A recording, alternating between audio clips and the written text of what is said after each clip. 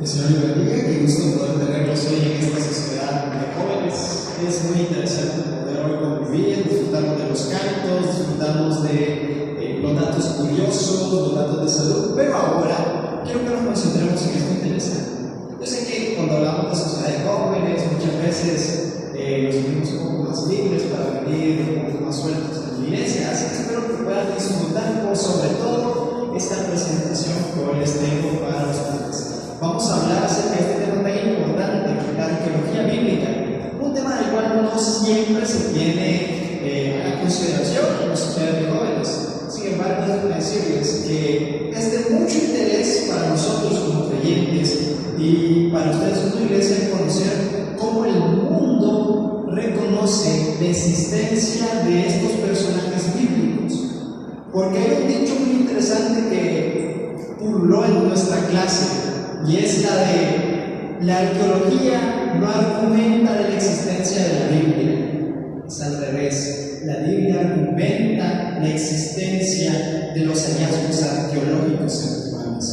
Personajes como Daniel, que se empieza y dicen los escépticos de que existió. O en el caso de Moisés, ¿qué existencia nosotros tenemos? ¿Qué evidencias de que Moisés existió? Hoy quiero que veamos algunas cosas con respecto a dos personajes bíblicos muy conocidos.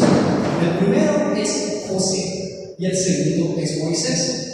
Dos personajes que estaban muy ligados con la egiptología. Es por eso que en esta presentación me gustaría que viéramos este tema, un vistazo histórico a las Sagradas Escrituras. Así que nos están y vamos a continuar. El siguiente diapositiva, por favor. Necesito que busquen a sus Biblias, ya sea electrónica, ya sea Biblia física, la siguiente cita bíblica que también se va a estar presentando. Dice Génesis 41:41. También le dijo el faraón, leo desde la Reina Valera contemporánea. También le dijo el faraón a José: como ves, yo te he puesto al frente de toda la tierra de Egipto. Cuando vemos en la Biblia distintas naciones, distintos pueblos que existieron, nos queda siempre la duda: ¿qué evidencias hay de que estos personajes hayan pasado por esas naciones? Por ejemplo, en la tierra de Egipto han pasado más de dos personajes importantes, que son los que yo estoy presentando, Moisés y José. Pero si tú eres estudioso y agarras tu Biblia y la lees, encontrarás que Abraham estuvo en Egipto cuando hizo pasar a su esposa por su hermana, y el faraón se la llevó para su reino, y al final se dio cuenta que era esposa de Abraham. Estuvo José, estuvo Moisés, estuvo inclusive Jesús en Egipto, en el tiempo cuando Herodes mandó a matar a todos los niños nacidos israelitas para evitar el nacimiento del Mesías. Entonces Herodes los manda a matar, y María y José, junto con el niño Jesús, tienen que emigrar a Egipto. Pero en esta ocasión solo vamos a centrarnos en estos dos personajes, Moisés y José. Siguiente diapositiva, por favor. Es un poco complicado porque hemos perdido el equilibrio. Sin embargo, cuando lo encontremos, pues se da de mucha ayuda. Siguiente diapositiva. Ok, siguiente diapositiva. Está en la introducción, pero es un poco apresurado. Vamos a notar estos dos puntos. Israel y Egipto, evidencias correspondientes a José. Israel sale de Egipto, evidencias correspondientes a Moisés y el Éxodo. Siguiente diapositiva, por favor. Siguiente diapositiva. Siguiente diapositiva, Israel y Egipto.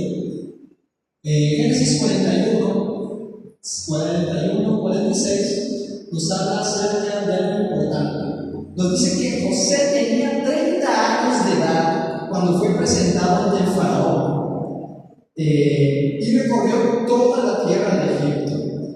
La evidencia bíblica revela que a partir de Génesis 41 la nación de Egipto toma relevancia. Si bien antes ya había sido mencionado, como en el caso de Abraham, ahora es el eje central del relato bíblico, porque a través del sueño de Faraón Dios advierte a la humanidad de una terrible situación que van a vivir. Entonces, el ojo bíblico se en cómo Dios lleva a José a actuar con determinación para que el pueblo de Egipto y todo el mundo antiguo sobreviviera a esta gran hambruna que iba a haber.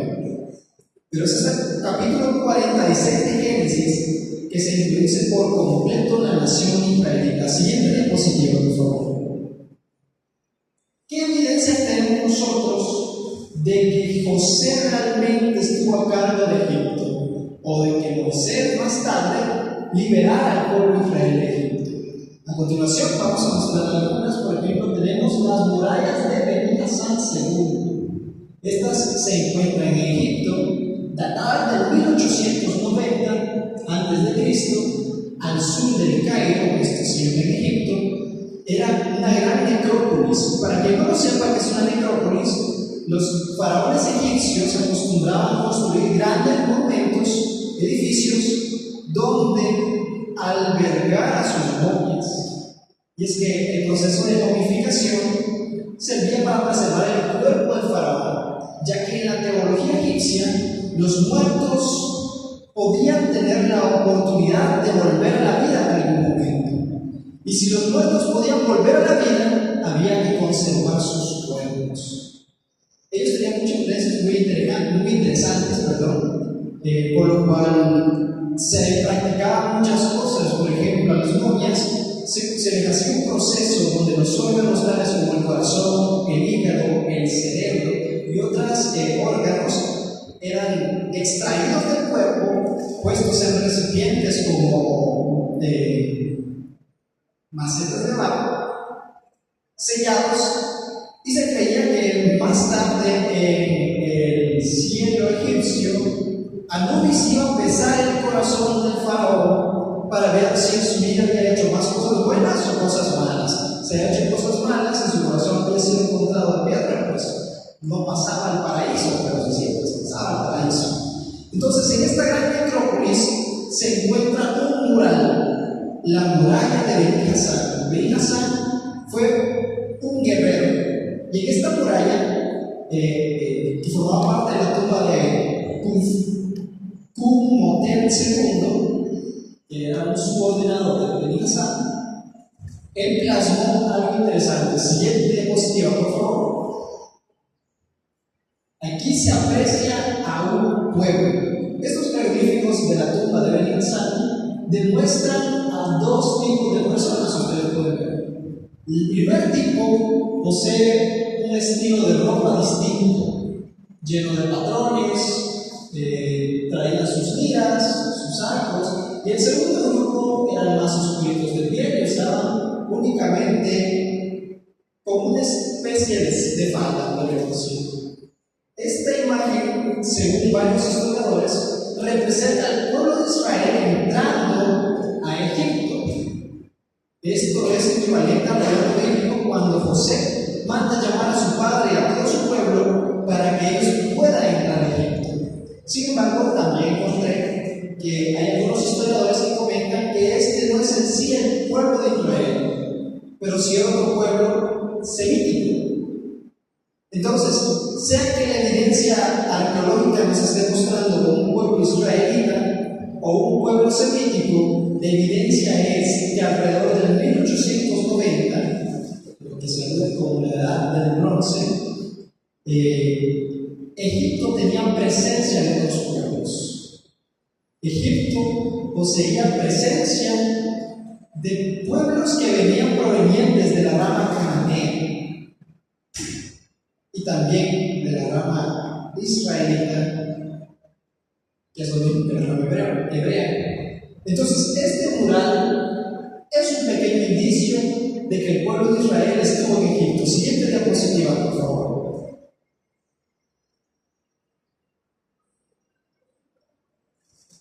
También se han encontrado escarabajos de José en el tiempo de los egipcios. Es interesante porque estos sellos o escarabajos eran similares a libros reales. Cualquier documento que tuviera este sello permitía ser legal a la ley. Y en varios sellos se ha encontrado el nombre de José inscrito. ¿Pero quiénes fueron los egipcios? Bueno, ellos gobernaron entre el 1650 a 1525 no eran egipcios, ojo, eran extranjeros de estirpe semítica, como los que vimos en el cuadro de Benizan. Sin embargo, estos sí eran realmente solamente extranjeros descendientes de Sem. Poseían carros de guerra. Se cree que su principal negocio antes de conquistar Egipto se basaba en las conquistas y en su potencia naval, es decir, ellos tenían muchos barcos. Estos hicsos llegaron a gobernar Egipto en el tiempo de la gran hambruna. Y es por eso que el relato bíblico nos muestra algo muy interesante, algo que no vuelve a ocurrir en la Biblia en ningún momento. Y es que los hicsos ponen a un extranjero a cargo. Porque si vamos a la Biblia y vemos quién era José en el contexto en que se presentó, José era un esclavo que había sido vendido por sus hermanos. Y no solamente eso, había sido puesto en la cárcel por hostigamiento sexual a la esposa de Potifar. Y no solo eso, a pesar de su buena conducta y su buen testimonio, este esclavo también tenía bajo control y bajo su administración la cárcel. Entonces, era un esclavo bastante sobresaliente, con un historial bastante enriquecido. Sin embargo, era extranjero. Y si hay algo que demuestran en los estudios egiptológicos, era que el egipcio nunca iba a permitir que un extranjero gobernara, que un extranjero tuviera poder dentro de Egipto, porque eran muy celosos de su nacionalidad. Sin embargo, los hicsos representan una oportunidad para que un gobernante extranjero pudiera ponerse en un puesto de liderazgo, como lo fue José. Siguiente diapositiva, por favor. Estos sellos fueron encontrados en distintos montículos. Siguiente diapositiva. Allá arriba. Siguiente diapositiva. Gracias. Estos restos fueron encontrados en Avares del Dab. Excavaciones que han mostrado una fuerte presencia semítica en la región, con casas, tumbas y cerámica de estilo cananeo. Siguiente diapositiva. Siguiente diapositiva. Esto es un tello. ¿Qué es un tello? Bueno, es un montículo como México se logra apreciar en la presentación. Siguiente diapositiva, por favor. Gracias. Cuando estos montículos son excavados, se va viendo un poco fuera de la superficie y se encuentran algunos indicios de que bajo ese montículo hay restos de alguna civilización. Siguiente diapositiva, por favor.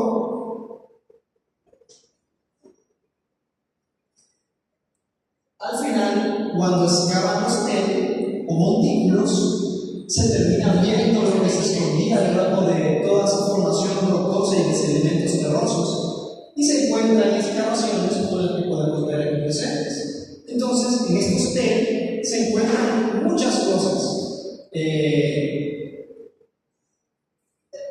Podemos encontrar objetos de barro, de cerámica, concernientes a la edad en la que fue construida esta excavación. Siguiente diapositiva.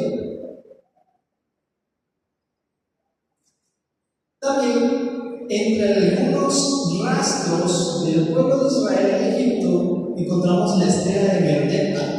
Data del siglo X, XI a.C. Se encuentra actualmente en el Museo del Cairo, por el cual, si usted tiene deseos de viajar al Cairo actualmente, usted puede ver este bonito monumento hecho en piedra negra, tallado con jeroglíficos. Y si usted es un buen estudioso y lleva su diccionario de jeroglíficos, va a poder encontrar esta frase que en esta imagen se resalta. Antes de mencionar lo que significa, fue encontrada en 1869 por el arqueólogo británico Flanders Petrie en el templo mortuorio de Merdeka en Tebas. Este templo mortuorio es una necrópolis, similar a lo que ya antes habíamos comentado. Y menciona a los Hapir, una tribu nómada de los alrededores de Canaán. Y esa es esa frase que se presenta en grande, los Hapir. ¿Quiénes eran estos Hapir? Representa a aquellas tribus que, como bien lo decía la presentación, nómadas, Es decir, no tenían un lugar estable donde residir. Y si vamos al relato bíblico, encontramos que tanto Abraham como Isaac, como Jacob, como José, no tenían, bueno, el padre de José, pero igual, no tenían una tierra donde ellos poder residir temporalmente. Ellos se establecían en un lugar y luego levantaban su campamento y viajaban de lugar en lugar. Estos papiros eran reconocidos por los egipcios en esta estela. Lo triste es que la estela no relata algo positivo, sino algo negativo. En esta estela, Merneptah, un conquistador y guerrero, relata cómo fue en una campaña militar y venció y destruyó a los antiguos. Es decir, no hubo forma de poder ellos salvarse de la conquista egipcia. Entonces, aunque triste relato y evidencia del pasado, nos muestra que los antiguos, los hebreos, eran parte esencial del territorio antiguo y que su presencia en el antiguo continente nos demostraba principalmente que el relato bíblico tiene validez. Siguiente diapositiva, por favor. Luego vamos a ver ahora Israel sale de Egipto. ¿Qué evidencias tenemos con respecto a Moisés? Y Éxodo 1, 8 al 9 nos dice: mientras tanto en Egipto surgió un nuevo rey que no había conocido a José y le dijo a su pueblo: ¿cómo puede ver el pueblo de los hijos de Israel? Es más poderoso y más fuerte que todos nosotros. Siguiente diapositiva, por favor. Esa es como la introducción que tenemos nosotros al relato de Moisés. Pero ¿qué nos dice acerca del relato de Moisés? En la tumba de Repil se encontró esta imagen, la cual representa a varios prisioneros hebreos fabricando ladrillos de adobe. En esta tumba se relata también el tipo de castigo y sufrimiento que los esclavos egipcios tenían que llevar diariamente. Cuando vamos al Éxodo, encontramos esos más de 400 años de sufrimiento del pueblo de Israel, donde se les pide a Dios que los libere. Entonces, esta evidencia es muy concreta, de hecho, para este tipo de presentaciones. Siguiente diapositiva. También encontramos algo muy interesante, y este tema creo que lo veo un poquito más. Hatshepsut, la reina extraviada. Oiga bien, reinó alrededor de 1504 a 1490 antes de Cristo, en la dinastía decimoctava. Fue encontrada en Deir al-Bahari, Luxor, también la misma necrópolis. Es hija de Tutmosis I y de Amós. Su sobrino fue Tutmosis III, con quien tuvo una mala relación durante toda su vida, y esto es un dato importante. También se cree fue la princesa en el río que rescató a Moisés. ¿Por qué se cree esto?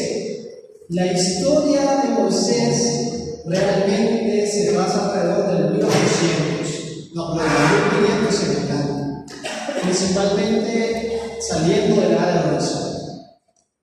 Hatshepsut es reconocida por vivir justamente en el tiempo del relato bíblico.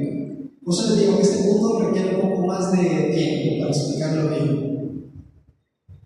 A ver, según tengo entendido, para entender en qué forma la gente logró datar fechas del Antiguo Testamento, lo que hacían era que tomaban en cuenta la creación del templo de Israel, del cual se tiene un dato específico y también atribuido por varias investigaciones arqueológicas.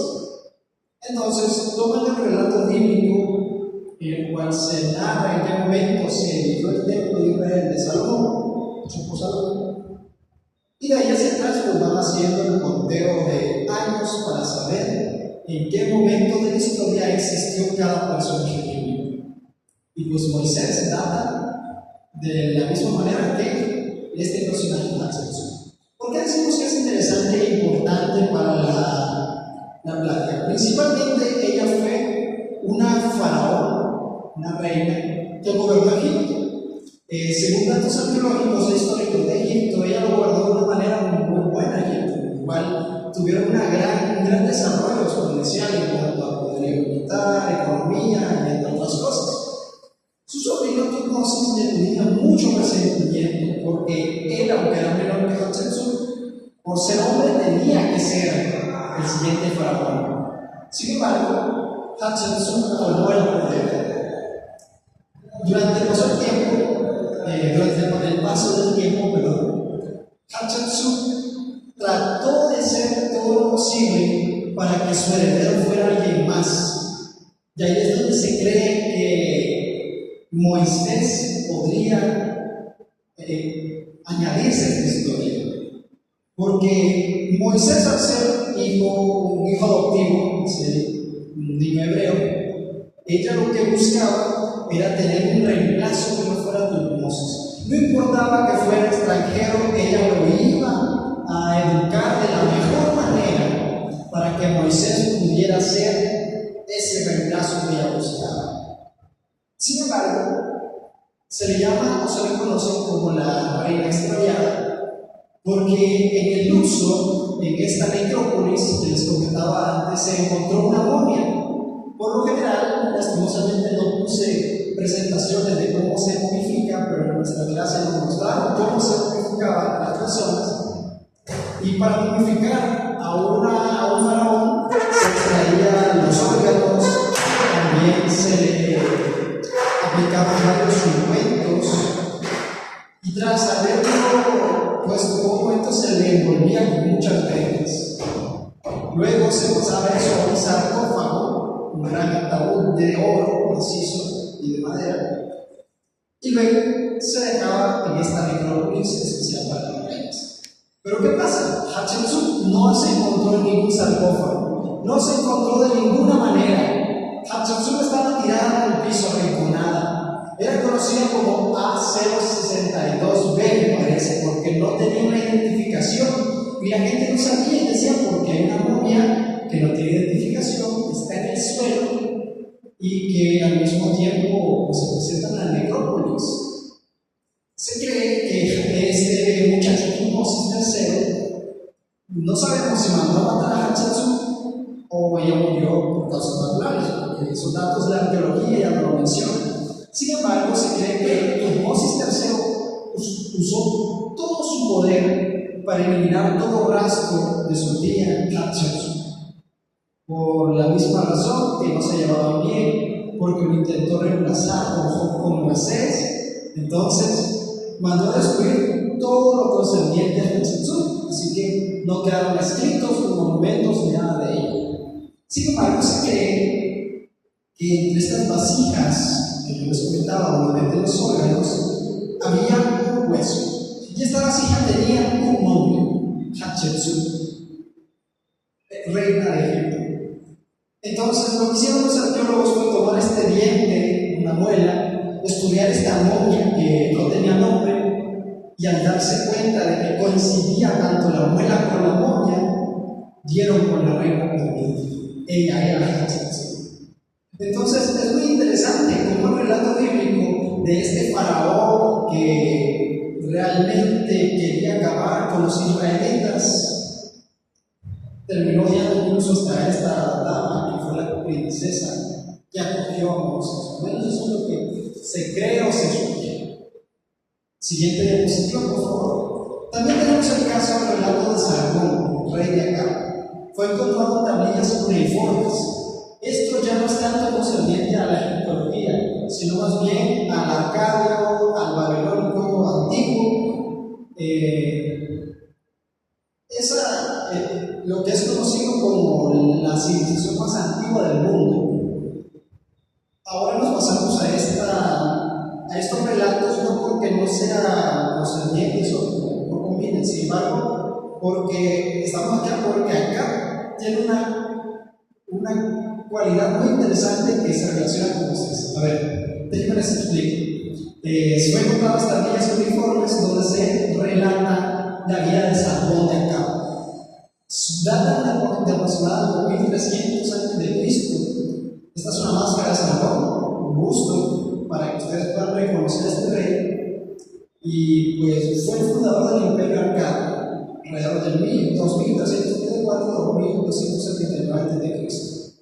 ¿Por qué es importante? Porque los relatos de acá, en estas tablillas uniformes, expresan su vida épica. Nace de una sacerdotisa, y esto es lo que dicen las tablillas de barro que se encontraron, que él nació de una sacerdotisa. Pero esta sacerdotisa no lo podía tener porque estaba en riesgo de muerte. Entonces cuenta la historia arcadia que esta sacerdotisa tomó una canasta de juncos, la calafateó con brea y puso al bebé en el río y lo mandó río abajo. ¿A quiénes ustedes se les hace parecida esta historia? A Moisés, claramente. Sin embargo, Moisés existió aproximadamente 1000 años después de Salomón. Entonces, muchas personas que no creen en el relato bíblico atribuyen y dicen: no, pero la Biblia se copió del relato de acá. Sin embargo, no tienen nada que ver uno con lo otro. El relato de acá más bien demuestra que no es la primera vez en la humanidad que se utiliza una cesta calafateada con brea para poder proteger la vida de un bebé. Vean qué interesante. Entonces, aquí es donde nosotros encontramos bastantes coincidencias entre la arqueología y el relato bíblico. La arqueología aquí nos demuestra que tanto Moisés como Salomón tuvieron destinos similares. Sin embargo, lo interesante es que el relato de acá no termina de la misma manera que Moisés, sino que el relato de Salomón habla con dioses y ya lo instituye como rey. Así que es muy interesante. Ahora necesito la siguiente diapositiva. Pero antes de eso, seguiré comentando acerca de los arcadios. Es que realmente lo que es actualmente Siria, Líbano y todas estas zonas del Medio Oriente presentan grandes hallazgos arqueológicos concernientes a la Biblia. Relatos que uno podría decir perfectamente esto es como copiado o calcado del relato bíblico. Así que en otras ocasiones hablaremos acerca de esto. También se encontró en la mina de Seravit, el Kadim, unas inscripciones. El arqueólogo Sir Flannery Petrie, que también descubrió, si mal recuerdo, la tumba de Ben Hassan, encontró esta inscripción. En esta mina de turquesa egipcia, situada en la península del Sinaí, se encuentra entre la edad del Bronce Medio. Varias veces se refieren a la forma de él, los nombres dados a Dios en la Biblia hebrea. También se estudió por parte del rabino Michael Moore, un rabino jubilado y estudiante de posgrado en la Universidad de Yale. Sugiere que dicho lugar recibe la inscripción en piedra que dice: este es Moisés. Necesito que vean esta inscripción, así que siguiente diapositiva, por favor.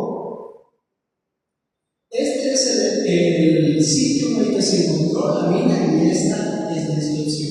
Si ustedes se fijan, son solo garabatos en la pared.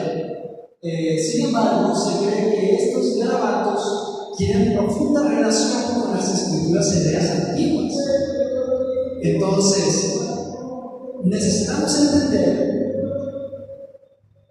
que según algunos estudiosos, esto solamente representa que hubo una civilización. Sin embargo, otros creen que estas inscripciones, estos garabatos que nosotros vemos, realmente mencionan el nombre de Moisés. Así que la arqueología sugiere que esta mina era propiedad de la legislación de Moisés. Entonces sería como el hallazgo más directo de la existencia de un Moisés en la arqueología. Hay varios aspectos importantes que necesito mencionar como incomodidad, porque esto es, desde que yo lo leí, es como una noticia en desarrollo. Todavía se están haciendo análisis para corroborar si verdaderamente dice que ya sea Moisés. Digo, aquí yo soy Moisés, o si este hallazgo va a ser como son otra persona. Así que a mí me deja ese pequeño sesgo de insatisfacción porque me hubiera gustado que realmente el texto sugiriera yo soy Moisés. Pero vamos a esperar a que el tiempo termine de aclarar un poco más las aguas de este caso. Siguiente diapositiva.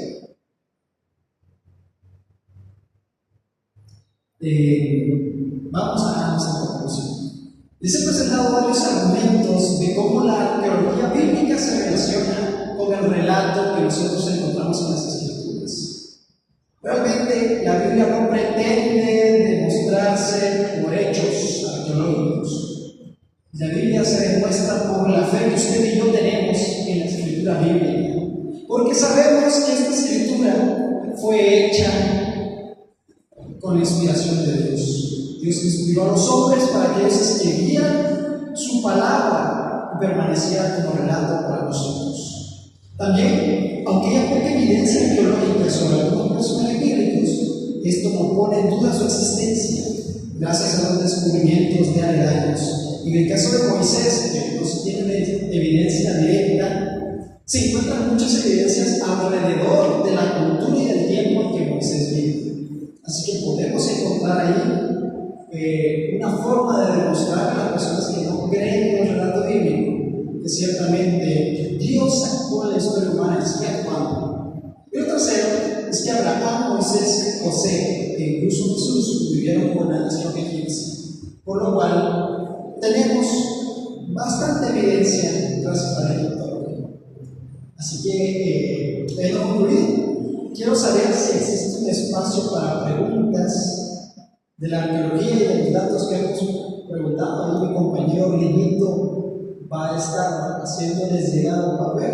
Vamos a dar 5 minutos para que ustedes puedan hacerle llegar las preguntas. Así que vamos a ver, vamos a esperar. Ahí me indican cuando los 5 minutos se acaben, por favor, porque no tengo mi reloj en este caso.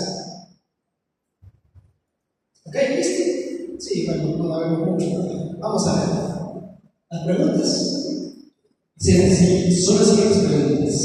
Mi hermano Rubio pregunta: ¿la arqueología prueba la Biblia? No, la arqueología no prueba la Biblia. La Biblia más bien prueba a la arqueología. ¿Por qué digo esto?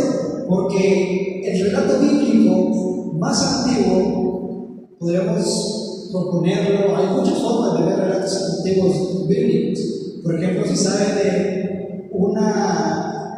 de una tablilla de plata que recibía en la mano de un sacerdote judío de la tribu de Leví, en el cual se estaba escrito parte del libro de Levíticos. Entonces, son muy antiguas. También encontramos que en los textos del Qumran o del Mar Muerto, textos referentes al relato bíblico muy antiguos, donde se demuestran muchos hechos que hoy la arqueología está dando a conocer. Encontramos también algunos textos de los masoretas del Antiguo Testamento que mencionan tribus como por ejemplo los hititas, que en el pasado se creía que era una tribu inventada porque no había razones arqueológicas. Sin embargo, se encontraron también hallazgos arqueológicos de esta tribu hitita, de su cultura y de su forma de interactuar con las tribus de la época. Así que no, la arqueología no hace válida la Biblia, es al revés, la Biblia hace válida la arqueología. La siguiente pregunta es: ¿cuál es el descubrimiento más importante de la arqueología bíblica? De la arqueología bíblica. Considero, desde que estoy llevando la clase de arqueología y con algunas revistas que he encontrado, que hay varios descubrimientos muy importantes. Para mí sería el de Salmanasar III. Es un obelisco. Bueno, es una placa de piedra negra donde se ilustra al rey Salmanasar III de pie y al que es el penúltimo rey de Judá postrado ante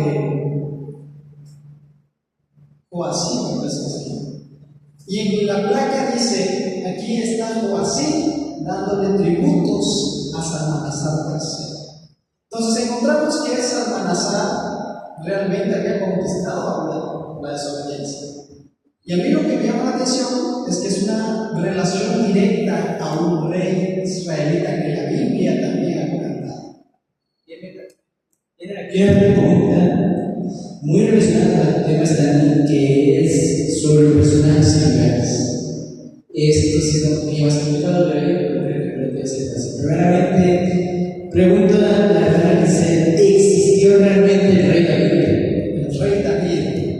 Uy, esta pregunta es muy interesante porque hay varios hallazgos arqueológicos, pero muy pocos del rey David. Aunque se han hecho excavaciones en Israel, lo único que se tiene de David ni siquiera concerniente a David, y hasta hace poco, según nos explicaron en la clase, no es válido, es una falsificación. Pero sí de una estatuilla que hace en forma de granada, cuyo nombre dice, para honra y gloria, que se le creía era atribuido al templo de Salomón. Sin embargo, se descubrió que es falso. Así que de momento lo único que tenemos en alusión a David, a Salomón, que son como las ramas más directas de esta línea de reyes, son las bases o los fundamentos del templo de Israel. Es lo único que queda que nos pueda hacer alusión a nosotros, a que realmente existe un Dios. Y otra pregunta dice, se me parece muy interesante, la verdad es que me está sorprendiendo. Dice: ¿la arqueología bíblica sirve en los sermones, sirve para evangelizar a una persona culta? Sí, realmente sirve tanto para ponerlo como un dato importante dentro del sermón, o también para la evangelización, como tú bien lo has dicho. Principalmente porque hay personas que no buscan creer en el relato escrito de la Biblia. Mucha gente que la pone en duda y dice: no, pero fue escrita por hombres. ¿Qué me hace olvidar a mí de que la Biblia realmente sea cierta? Pues que hay hallazgos arqueológicos concernientes a la Biblia que nos pueden ayudar a nosotros a dar a conocer mejor las escrituras. Tienen otra pregunta aquí más y me gusta mucho. Los ejércitos de cerámica, pregunta el hermano César, es en la cerámica, en la estructura de cerámicas, ¿se puede decir que se puede encontrar un copago en las cerámicas? ¿Puede servir para algún tipo de lectura que hay en cerámicas antiguas, como vasijas, ese tipo de cosas? Sí, muy buena pregunta. De hecho, nos están mostrando en clase algo muy interesante, y es que con respecto a Josué, se han encontrado los muros caídos de la ciudad de Jericó. Muchas personas pueden decir: no, pero Jericó pudo haber caído por un asedio, por un ataque, pero la estructura de los muros de Jericó estaba hecho de tal forma que ningún extranjero que viniera a atacarlos pudiera entrar. Porque si estuvieran los muros que iban hacia el frente y como era un terreno elevado, pues no había forma de subir. Entonces, se encontró en el lugar de Jericó varios frascos, cerámicas, jarrones con contenido. Y el contenido era granos alimenticios, lo cual demuestra que no fue un asedio, no fue un ataque. Realmente Israel, que caminó alrededor de los muros, y los muros cayeron de una forma que permitieron entrar a Israel y atacar. Aquí tenemos otra pregunta, esta pregunta que es volver sobre el rey David. ¿Se ha encontrado su corona o su arma? Realmente no, como anteriormente comenté, del rey David se ha encontrado muy poco. Así que no se han encontrado tales cosas como su corona, sus copas, o algo parecido. Realmente del rey David se conoce bastante poco en cuanto a la arqueología. Ahora yo te tengo una pregunta por parte mía. ¿Qué se comía en aquellos años? ¿Qué era el pan de cada día? ¿Qué era lo que tú te alimentabas? ¿O el tipo de moneda? Perdóname. Moneda, alimentación, eso es un poco estudio de la historia de la humanidad. Sin embargo,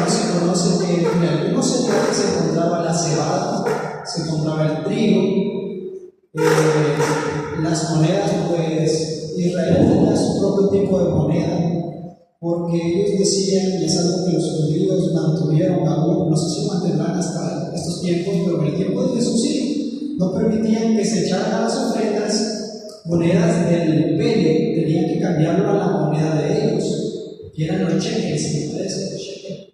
Estos shekels no tenían alusión a ningún otro dios, porque al dios hebreo, principalmente por la ley que dice: dad a Dios lo que es de Dios.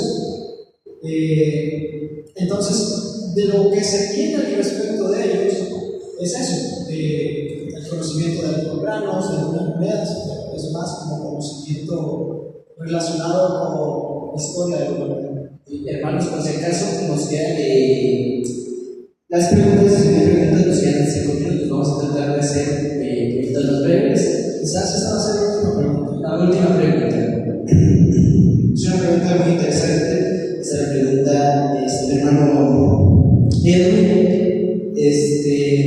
Lo más es algo de sobre Salomón. Dice: ¿dónde está su famoso templo de Salomón? El templo de Salomón. Qué buena forma de cerrar esta sociedad de jóvenes con tema de arqueología. Siendo muy sincero, no sé dónde se encuentra el templo de Salomón. Sin embargo, puedo traerles la respuesta en una siguiente sociedad de jóvenes. Así que va a quedar un poco en continuación de este tema, porque yo realmente no conozco dónde se encuentra, o si hay incluso alguna alusión al templo de Salomón. Así que bueno, muchas gracias. Ya vamos a dejar el tiempo de preguntas y simplemente hay que concluir con esto. Dios ya nos demostró con su palabra que su poder es verdadero. No solamente porque en el pasado hizo grandes milagros, sino porque hoy también nos está haciendo en nuestras vidas. Que estos hallazgos arqueológicos nos ayuden a motivar a otros a conocer de la palabra de Dios y a creer en que lo que está escrito en las Sagradas Escrituras no es invento, sino más bien es una realidad. Que el Señor les bendiga, mis queridos hermanos, y pues vamos a tener nuestro último canto antes de finalizar.